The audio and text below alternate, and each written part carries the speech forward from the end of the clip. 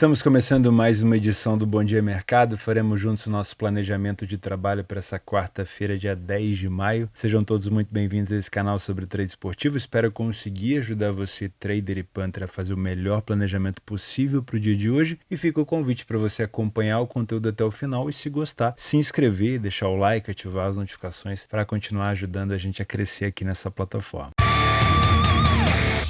Começamos o nosso planejamento dessa quarta-feira num jogo histórico que vai acontecer dentro da Liga dos Campeões, o Derby della Madonnina, Milan e Inter, 7 títulos de Liga dos Campeões para o Milan, 3 títulos de Liga dos Campeões para a Inter, uma partida que vai ser disputada no mesmo estádio, 2 partidas que vão ser disputadas no mesmo estádio com nomes diferentes, San Siro e Giuseppe Meazza. Eu não me lembro, pelo menos assim de cabeça, de um confronto entre essas duas equipes em fases tão avançadas de Liga dos Campeões. Não sei se houve alguma decisão entre as duas, e isso eu teria que puxar histórico, mas com certeza foram poucos se aconteceu assim de fases tão avançadas da Liga dos Campeões. O Milan ficou muito tempo sem participar da Liga dos Campeões, várias temporadas assim de decepção, e agora volta a uma fase bem avançada, né? O Milan, que se eu não me engano é o segundo maior campeão da Liga dos Campeões, 7 títulos, o Real Madrid tem só o dobro, mas é um Milan que vem da última temporada tendo conquistado a Série A italiana e que talvez não esteja do jeito que esteve na temporada passada, tão forte como era nos contra-ataques, tão efetivo, mas ainda assim é uma equipe que precisa ser respeitada. Eu acredito que o mercado dá um favoritismo maior para o time da Inter, porque é um time mais constante nos últimos anos, vem ganhando com frequência, principalmente não só a Série A italiana, mas vem ganhando com frequência a Copa Itália, é a segunda vez que vai chegar na final seguida, né? Foi campeão ano passado para cima da... O ano passado foi a Supercopa. Enfim, sei que nos últimos 3 anos provavelmente a Inter chegou na final acho que umas 3 vezes, no mínimo, tá? E vai fazer esse ano a final contra a Fiorentina e me parece que cresceu na hora certa. Enquanto o Milan ainda tem alguns problemas de efetividade, a gente vai falar sobre isso, eu acho que a Inter cresceu na hora certa. Quando saiu o sorteio da Inter de Milão contra o Benfica, muita gente criou a expectativa, inclusive eu faço essa meia-culpa, de que o Benfica passaria por ter um futebol mais agradável. E a Inter passou não tendo um futebol tão agradável, mas fazendo com que a partida se moldasse do jeito que ela queria. Acelerando quando queria, reduzindo o ritmo quando queria. Em alguns momentos defendia de uma maneira feia, mas ela não se importava com isso. Mas a Inter cresceu na hora certa porque depois dessa classificação contra a equipe do Benfica, esse 3-3 aqui na Itália, a Inter venceu 5 jogos seguidos, uma classificação contra a Juventus nas semifinais para a final da Copa Itália e 4 vitórias seguidas na Série A, que colocou a Inter cada vez mais próxima de uma vaga direta, né, para a Liga dos Campeões na temporada 23 e 24. E aqui eu vou fazer um parênteses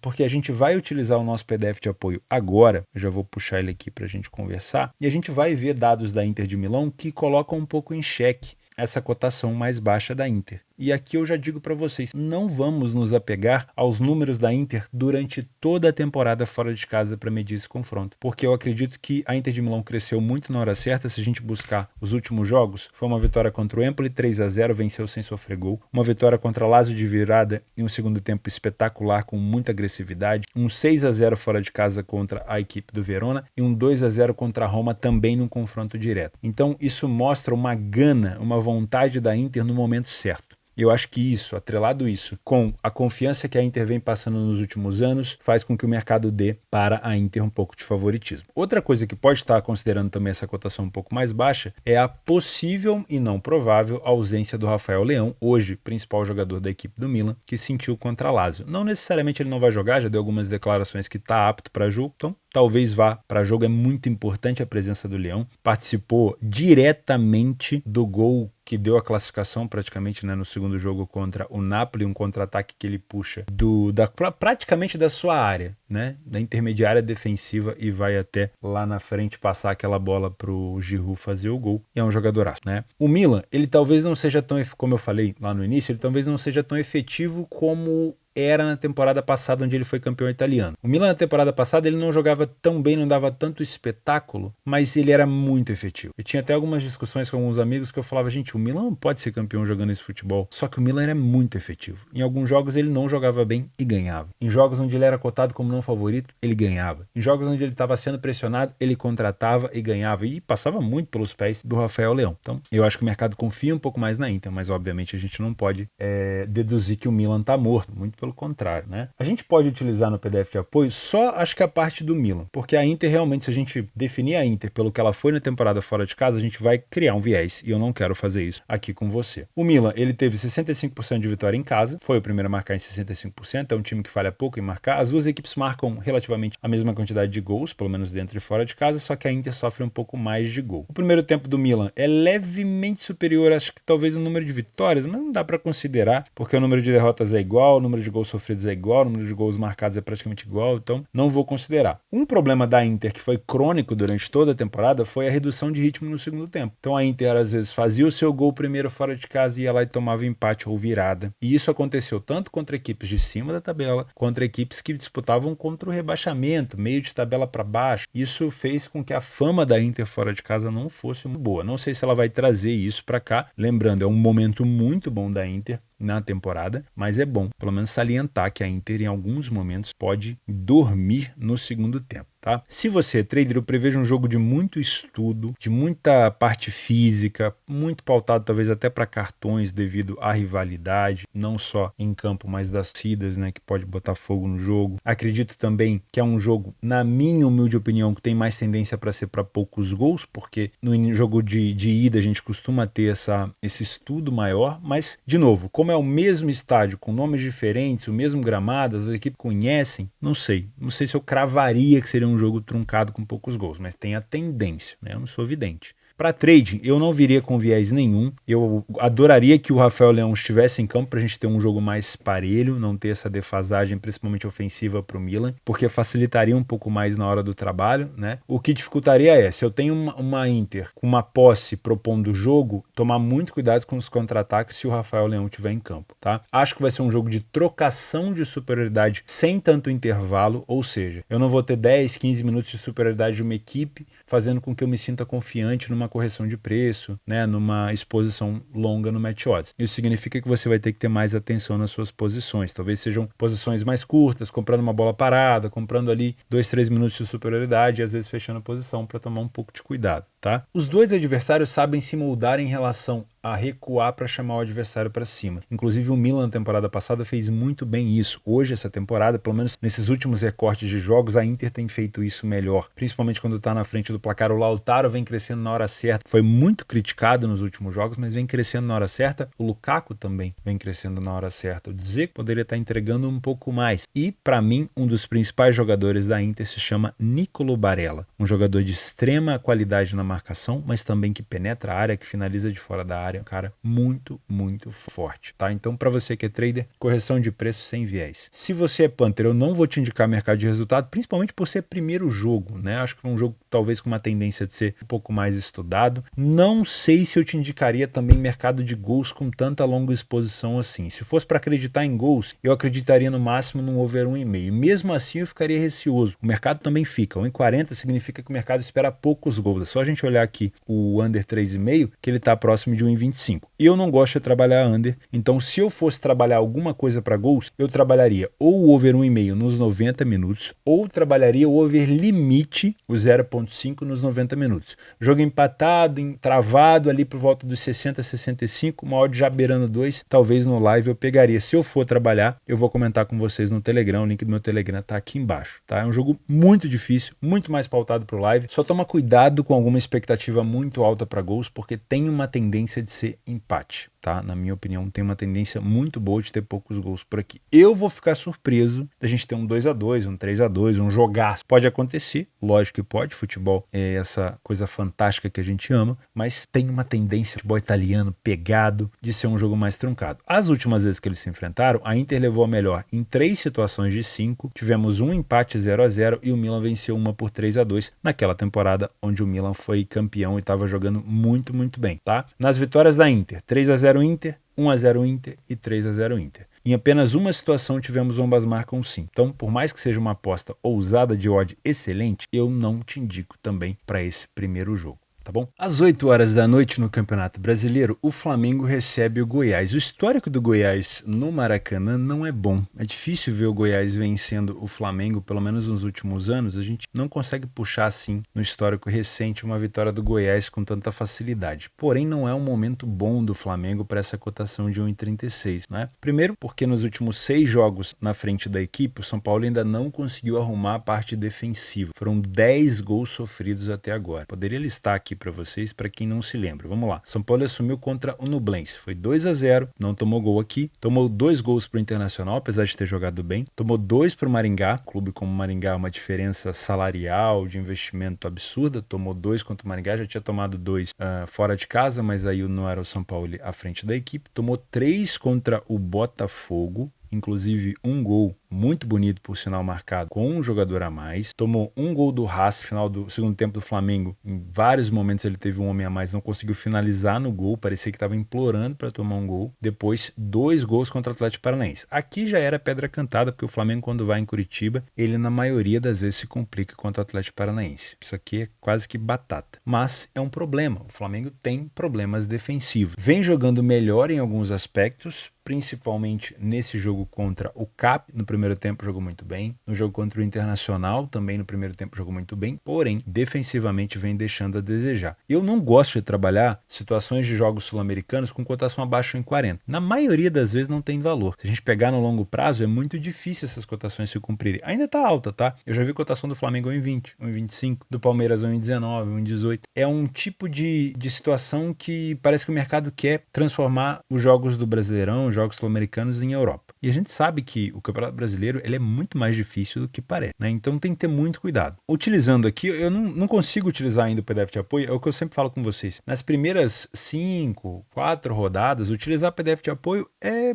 besteira, porque o clube jogou 2 vezes em casa, 2 vezes fora de casa. Olha só, o Goiás jogou 2 vezes fora de casa e perdeu as 2. Eu vou traçar aqui que o Goiás já perdeu esse jogo? Não adianta. São números ainda rasos para a gente poder ter algum tipo de conjectura. Então, a análise é feita em cima do que a gente está vendo das equipes. O Goiás vem de um cacete sofrido dentro de casa contra o Palmeiras, 5-0, e também já tinha perdido para o Inter por 1-0. Contra o Internacional não jogou tão mal assim. Contra o Palmeiras eu não consegui assistir o jogo, então não sei como é que foi, se desenrolou uma goleada dessa, né? Geralmente é um elo da corrente que vai se formando, mas a situação não é fácil para o Goiás, pelo menos fora de casa. O Flamengo em casa jogou tranquilamente, talvez contra o Curitiba. Curitiba até demitiu o treinador depois daquele jogo, depois perdeu para o Botafogo. Já é uma pressão maior, um clássico carioca, onde o Flamengo não conseguiu ter sucesso mesmo com um homem a mais. Então, na minha opinião, é um jogo difícil para concordar com essa cotação de 1,40. Se você é trader, a primeira coisa que você tem que verificar é liquidez, né? O mercado ele está confiando no Flamengo, o mercado está travado, dá para buscar esse back Flamengo? Beleza. Como que o Flamengo está jogando? É uma marcação pressão pós-perda? É uma recuperação de bola no campo ofensivo? O Gabigol está suspenso para esse jogo, vai jogar o Pedro. O Pedro talvez tenha um pouco mais de presença dentro da área que o Gabigol hoje em dia. O Gabigol tem saído muito mais. Será que é uma vantagem para o Flamengo? Se o Flamengo estiver abafando e sufocando o Goiás, dá para pensar nesse back. O maior problema é, os times do São Paulo sobem demais e sofrem com contra-ataque. Inclusive o Santos tem ido quase, não sei se o Santos se recuperou dessa lesão que teve agora contra o CAP, mas o Santos tem ido quase no meio campo para receber bola. Isso obviamente pode ser um prejudicial. Falhou agora contra o Atlético Paranaense, está tendo problemas na saída de bola, não é um goleiro assim tão bom com os pés, então obviamente pode ser um prejudicial. Então se você vem para trabalhar back Flamengo, toma cuidado com isso. Se você é Panther, por mais que eu acredite que o Flamengo tenha muito mais chances de vencer o Goiás por aqui, com essa cotação abaixo em 40, eu não vou te indicar. Você assiste um pouco do primeiro tempo, vê como o Flamengo está se comportando, principalmente na marcação pós-perda, e se tiver com uma cotação mais alta, dá para tentar buscar essa vitória ao longo do jogo, principalmente com uma cotação mais alta. Eu gosto sempre de repetir isso, porque cotações esmagadas assim é difícil de vingar, tá? Gosto de pensar no mercado de gols, porque o Goiás já vem de 2 derrotas, o Flamengo também precisa dar uma resposta para a torcida. Se perder aqui, a torcida já vai começar a pegar no pé do time de novo, então é provável que se fizer o primeiro gol, vá para cima para tentar ampliar, e o Goiás não pode recuar. Então gosto de pensar numa situação para 2 gols ou até para 3 gols. A situação de 2 gols, o over 1,5, é problemática porque quando a gente tem um favorito em campo, a cotação é esmagada. Então, se você quiser esperar no live essa cotação melhorar, seria interessante. Caso você esteja um pouco mais ousado, esse over 2,5 também pode ser bem interessante, pensando que caso o Flamengo abra 2 gols, o Goiás vai continuar vindo para cima. O grande problema por aqui seria o Goiás sair na frente. Aí a gente teria um Flamengo pressionando quase que até o final da partida e tendo que abrir espaço numa possível defesa fechada do Goiás. Mas eu gosto desse 2,5, acho melhor do que o risco de trabalhar a favor do Flamengo com uma cotação perto de 1,30. Às 9h30 da noite, um jogaço entre Cruzeiro e Fluminense no Mineirão. Vai ser a primeira vez que o treinador novo do Cruzeiro vai ter esse contato tão grande agora com a torcida. Provavelmente mais de 50 mil pessoas vão apoiar o Cruzeiro no Mineirão contra essa excelente equipe do Fluminense, que talvez jogue hoje o melhor futebol do Brasil. Acho, né? Posso dizer que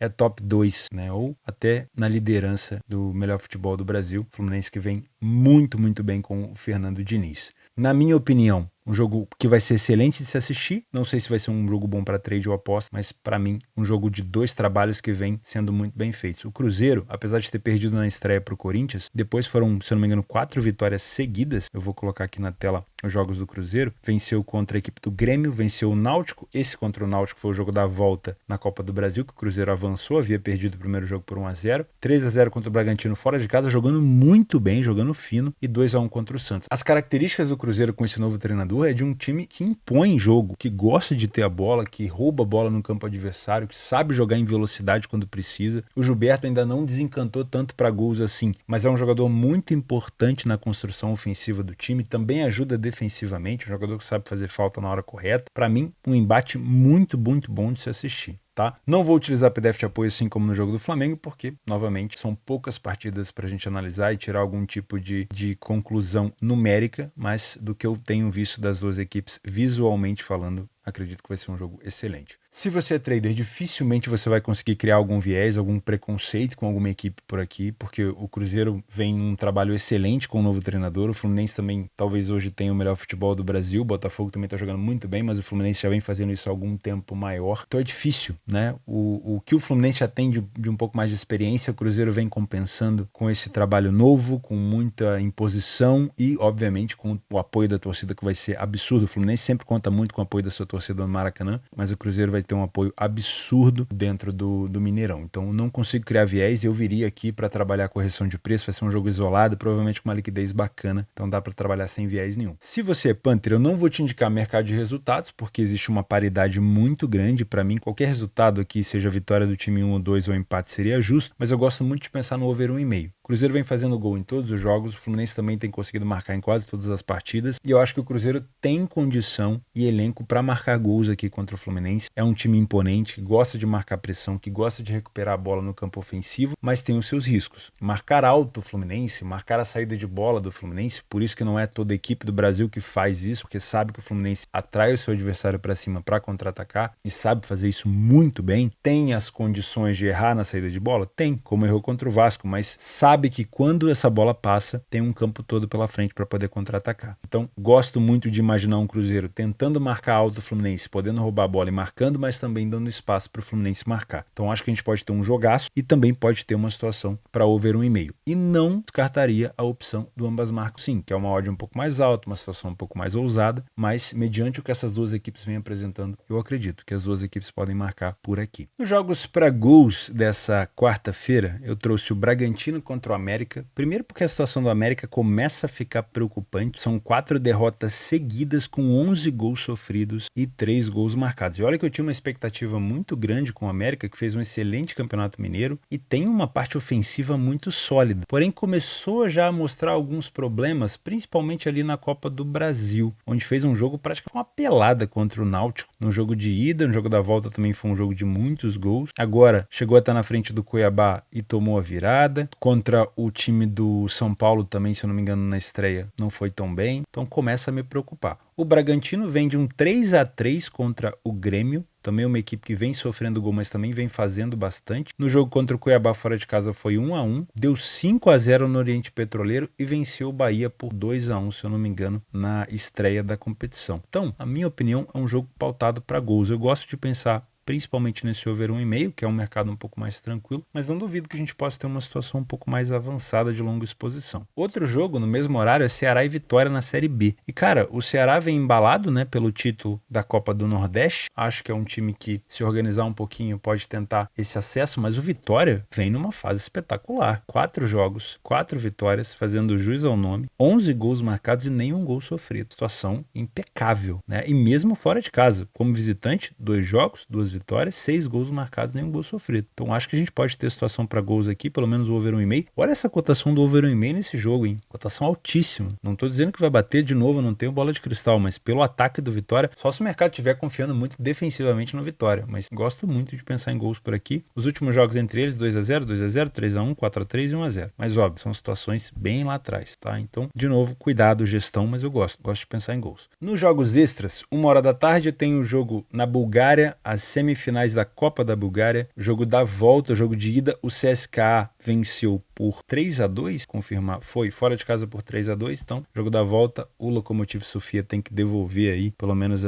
vencer o jogo, devolver a derrota para o CSKA, não temos cotação ainda, mas pode ser um jogo do seu interesse. Às 19 horas o Santos pega o Bahia no Brasileirão, jogo talvez por uma correção de preço, o Internacional recebe o Atlético Paranaense com uma cotação de favorito, tem história nesse jogo, hein, já decidiram Copa do Brasil, eu lembro que eu estava lá no Beira-Rio quando o CAP foi campeão para cima do Internacional, com aquela jogadaça do Marcelo Cirino. O Internacional joga melhor em casa do que o CAP joga fora de casa, por isso essa cotação mais baixa, tá? O CAP contra o Flamengo vira realmente um leão ali na Arena da Baixada, quando joga em casa é um time muito sólido, dificilmente perde, tá um tempão sem perder, mas fora de casa não faz uma campanha tão boa assim. Então, acho sim que a gente pode ter talvez um empate anula ou um dupla chance aqui pro lado do Internacional. Cuiabá pega o Atlético Mineiro, o Galo não vem em boa fase, perdeu pro Botafogo, não jogou nada contra o Botafogo, e o Cuiabá vem motivado, virou para cima do América, ou seja, já vinha de vitória contra um time de Minas, não tinha começado tão bem o campeonato, perdeu pro Palmeiras, empatou com o Bragantino e tinha perdido pro Grêmio em casa, e vai pegar o Galo que, se o Hulk não tiver inspirado, se continuar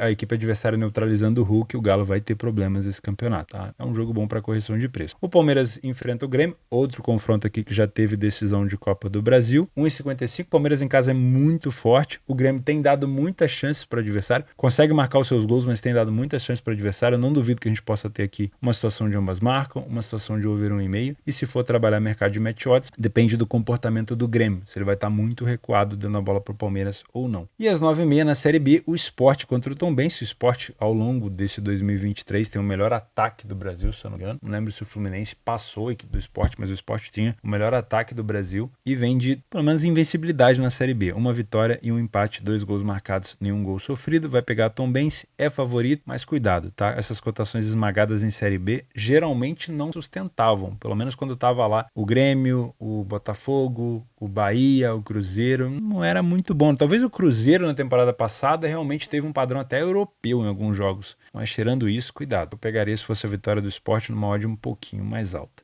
Meus amigos, eu vou ficando por aqui. Muito obrigado pela sua companhia. Se quiser participar dos sorteios do Pix, de moletons e das bancas da Betfair, telborges.com, aproveita e faz o curso gratuito, se registra lá. Para quem pergunta, tem que entrar todos os dias para concorrer? Tem, porque eu quero saber se você vai participar naquele dia ou não. É um sistema automatizado, então tem que entrar lá para colocar o seu nome todos os dias. Muito obrigado pela companhia, fica com Deus e até quinta-feira.